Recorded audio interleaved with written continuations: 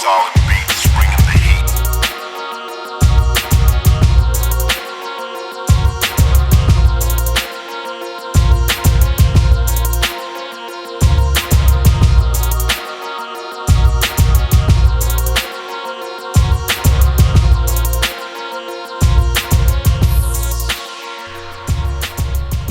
Hello again guys, this is Nino from Nino's Product Reviews, and today we're going to take a look at a GPS navigation device, and this is the MT3351 CE. The CE stands for the fact that it's running on Windows CE. And if you take a look at the package, you'll see that it promises quite a lot of stuff. Promises, for example, mobile phone connection via Bluetooth. It gives you Android and Windows, although it has only Windows. So this is more of a standard packaging, I guess, where DB Power, as you can see, that's the company selling it, where DB Power is probably packing up all of their navigation systems that they sell from the series. So our particular model does not have, for example, mobile phone via Bluetooth support. And if we open it, we see the business end of the box, the actual device. Here it is, and it's a very nice device, really large, reminds me a lot of a tablet. Let me just remove these foils so we can see it nicely. There we go. It reminds me a lot of a tablet. It's very well built. If you take it in your hand, it doesn't feel cheap or flimsy. We have here, of course, a 4 GB sticker. That's the internal space, the internal hard drive, the speaker itself. And on the side, we will see, hold on, let's see if I can see it. So there are a few signs here, like Bluetooth sign, but it's not very well visible to the camera. I'll just show you like that. So Bluetooth cable, not Bluetooth, sorry, USB cable. Then we have a SD card, micro SD card slot, and a charging cable. Here we have a stylus, so you can actually use this and basically operate it as a tablet, although it is ultimately a navigation system with some multimedia functions. So let's take a look at what's under the hood here. We have this special stand. Now the stand is pretty sweet. It offers this little well, I'd call it a leg, foot. You can attach the navigation on it, and you could put it on a desk or something like that, and I guess use it as something of a tablet, but I personally wouldn't do that because it's not really one, you know, unless you want to sit on a table in the open and say, hey, this is where I am in the world, you know, look at yourself. It does offer other functions, but there, you know, if you have a smartphone, this is obsolete as a multimedia. Then we have this suction cup that you can use this stand basically for the car, a normal charger. Then we have a car charger, which is also pretty sweet. And then we have, what is this? Oh yeah, and then we have the USB cable here, which you use to hook it up to your computer. And of course a manual. The manual is in English only. The manual, however, just like the box itself, offers information. It's very detailed, but it offers information only for one specific, for all the models, not just one. So that means that you have a lot of information there that doesn't concern you if you have this specific model. That's not the end of the world. The navigation is very easy to operate, so you won't have any trouble setting it up or using it, I'm sure. And I'll show you the main function as well, so if you're interested in these, you watch this video and you already know what to do with it. Okay, so let's move on to the next segment. So let's move on to the more interesting part. It's a navigation system, and then we'll check out the navigation software. So if I click on show map here, I was outside earlier and it recognized where I was, so I'm in Austria. I click yes.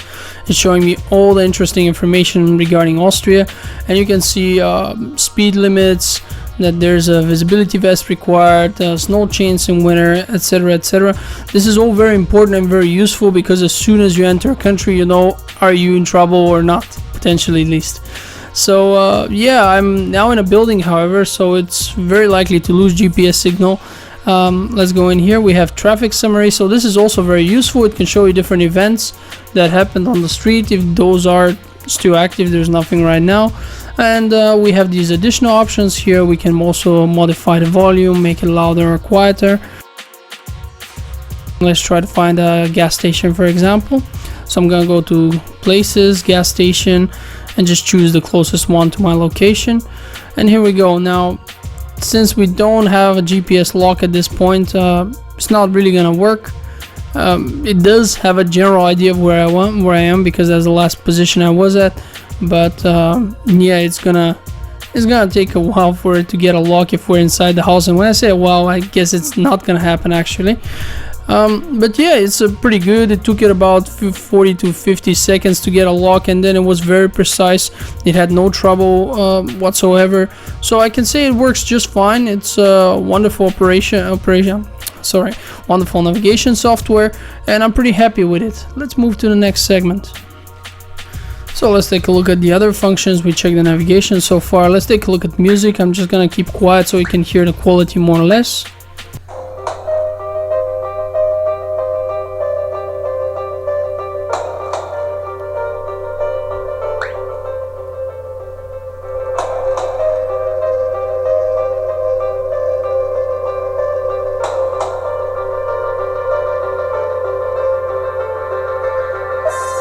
So that was it. By the way, music can also run in the background while you're doing other things.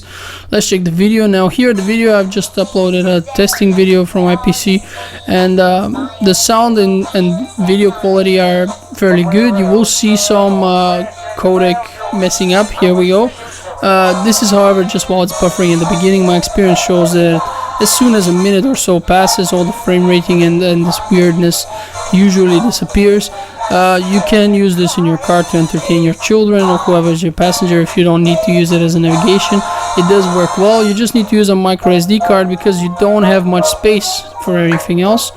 Let's just forward a little bit here to show you that this works as well. And we're off. Well, what can I say about the man of the hour, Peter Griffin? A boy here at Jim's. Well, very... So there we go. Now let's move on. You can upload pictures into this. I personally have not. I don't see a point. It's just pictures. Also, you can upload text files in TXT format. It can somehow reproduce Flash. I haven't tested that because it's useless. I mean, for me, it is not useful. And the games here, for example, the Snake, as you can see, these games are not going to be able to challenge the PlayStation 4 and Xbox One, but they really don't have to. They're just an added extra. Perhaps you could let a small child play this game if it's never seen a real game in its life. That doesn't have to mean that the navigation is bad, but definitely these games are just there, you know, to be entertainment for someone who's interested. I did mention that from the internal storage of 4 gigabytes, you only have about 170 megabytes free. Everything else is taken, so you could use a micro SD card and put some music. That would pretty much be the best use, or for example, videos if you would like to entertain your passengers at some point.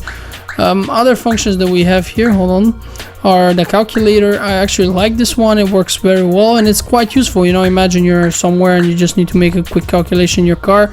You don't need to pull out your phone. This will do just fine. 7-inch display is wonderful for this. Then we have a unit converter, also extremely useful, especially if you're in a foreign country, because you can calculate miles, for example, if you're in the States, but you can also calculate other things besides length. So that's definitely a good thing to have and a nice extra. Okay, let me move on. Here we have the FM. Now this is something that I personally do not use because I don't see a point. If you're in a car, you will have a radio. Come on, who doesn't? So you don't need to waste the battery or whatever here for this. The different languages, standard fare from what I can see. There are a few unusual ones like Romanian or whatever, Romana. I don't know what that is. I suspect it's Romanian. Then German, for example, I switched to German for a second. As you see, all the names now switched to German. Yeah, so let's go back to English. That was just for demonstration's sake. Where was it now? Hold on. Up here. Yeah, there we go. So I'm going back. Besides, oh man, I misclicked. Sorry. There. You can modify the volume, and perhaps you've been hearing the whole squeaking sound when I press. You can turn it off here. You don't hear it anymore. You can make it soft, or you can make it loud again and annoying, like I just did. Then we have the backlight, and this is very important. Leave the backlight to it on the maximum. I was outside earlier, and this is just really difficult to use if there's sun. The glare is quite strong due to the fact that the display quality is not that good. So if you have a lot of sun, this will be very difficult to use. In the car it's okay because you're in the shade. Unless it's really sunny in the car, then you might have trouble seeing it so much, but you can still see it and hear it. So that's not fatal, but it's pretty terrible if you're on foot, or for example if you want to carry this with a bicycle. Although I can hardly imagine anyone wanting to carry a 7-inch 7-inch unit in his hand while walking or while cycling in summer. So that shouldn't be that much of a problem. I'm currently calibrating the screen, not a big deal. It was not really necessary, but I wanted to show it just as one of the functions. And what do we have next? NaviPath. That will be basically where the navigation software is installed, and also a setting to run the GPS automatically. Here we have some GPS information. However, I'm indoors, so you won't be able to see anything. Date and time settings, pretty standard fare again. System info, this might be useful to some. I personally just see a bunch of numbers and letters here. USB, this is when you connect it to your PC, and this is an interesting one. You basically have a desktop of Windows CE. This can be very useful to many people, I guess. It's not Windows 7 obviously, but there are people out there who know what they're doing. Hold on, I'm not pressing it hard enough. There are people out there who know what they're doing, and they could probably modify this to do other stuff like a tablet. I personally see no point in it. I find that it's sufficient as a navigation system. So let's get out of here. So yeah, I'm pretty happy with this, and let's move to my recommendation, shall we?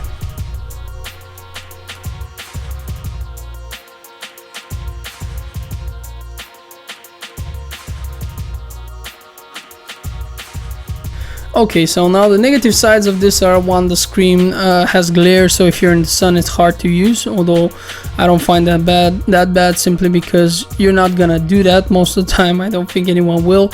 The sound is okay, the multimedia functions are very nice, navigation is excellent. We get a lock for in about 45 to 50 seconds, which I find absolutely normal, and then the lock is very stable. It recognizes my position on the map, it recognizes the movement, the direction. So this is an excellent 7-inch GPS, as long as you use it as such and don't mistake it for a pad, tablet, whatever, because it can kind of look like a tablet. It is not a tablet. We have about 3 hours of battery time, so that's okay as well. I can only recommend this as long as you want to use it as what it's intended to be used. You're gonna be very happy. Thanks a lot for watching, and I'll see you next time on Nino's product reviews. Bye.